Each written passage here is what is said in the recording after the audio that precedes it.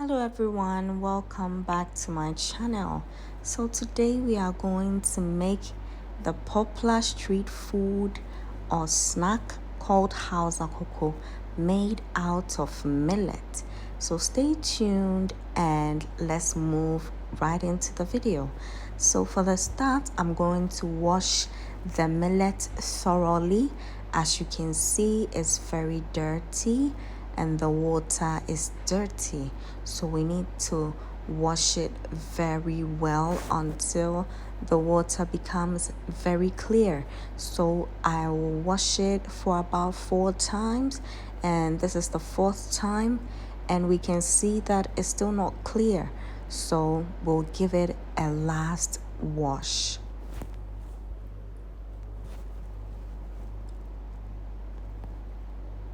So as we can see, the water is very clear now. And so what I'm going to do is that I'll let it sit in water till morning. So it's around 8 p.m. So we'll cover it up with a cling wrap and let it sit throughout the night, and we'll work with it in the morning.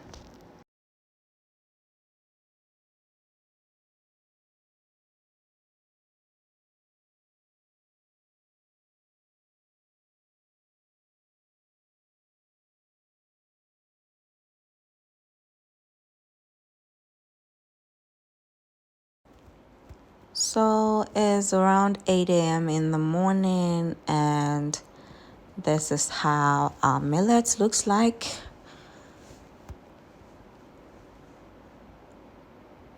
Yes, you can see all the bubbles on the surface, and it has gotten this smooth feel.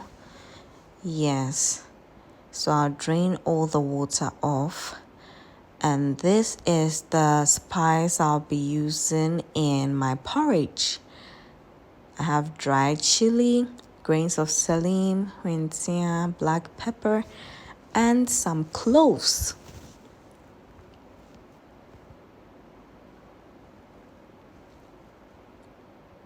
Now I'll go ahead and blend all the spice together to make it fine.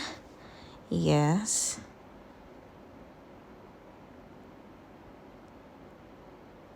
That is before I blend it together with the millet, okay? Yes, so we've just crushed it a little bit, and now we are going to proceed with the blending. So the first thing I'm adding is ginger,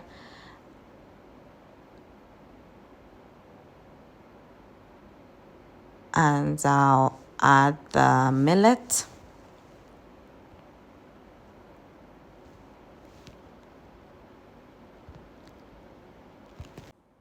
And I'll add all the spice that we crushed, okay? So the next thing I'll do is to add enough water to cover the millet, the level of the millet.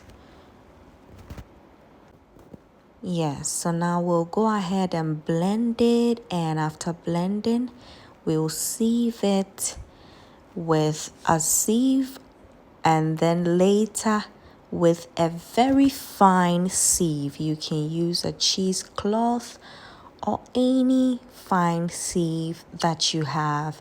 You can go ahead and strain with the cheesecloth directly, or you can first strain it and use the cheesecloth or a very fine sieve at your disposal. Yes, so after straining, you can see that I have a lot of the residue here. So I will blend it again and strain it for the second time. So you make sure you go through with the second straining or the direct straining, because you don't want to have the chaff in your porridge. So after going through the straining process, I'm going to cover it up again and let it sit for about 24 hours or even 2 days. Yes, so that the fermentation process will take place. So after 24 hours, this is how our millet mixture looks like. You can see that the water has settled on top and the millet mixture has settled at the bottom.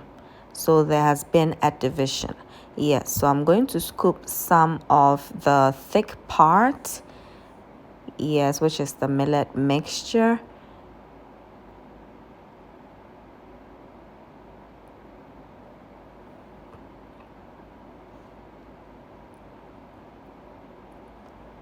And add some of the liquid to it. And mind you, when you cook porridge, it really becomes thick. So you don't want to scoop a lot of the thick part, all right? Unless you are cooking a lot. But if you are cooking for yourself or maybe yourself and the kids, you just need a little bit with some water. So I've already brought some water to a boil and I'm just going to scoop all the foam off the surface.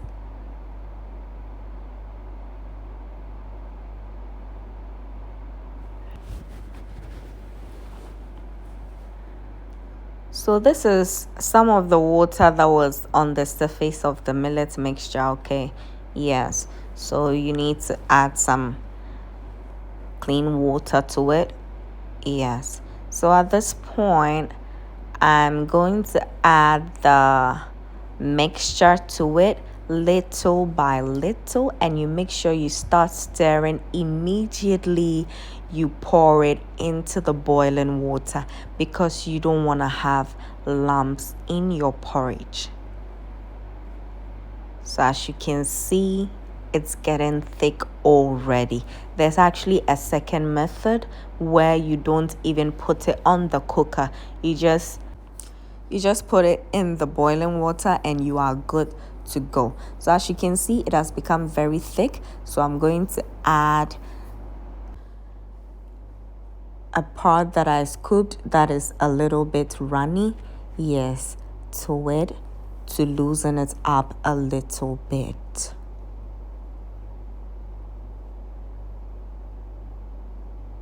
And our Hausa Koko is looking beautiful already. Our cocoa is ready. It is ready.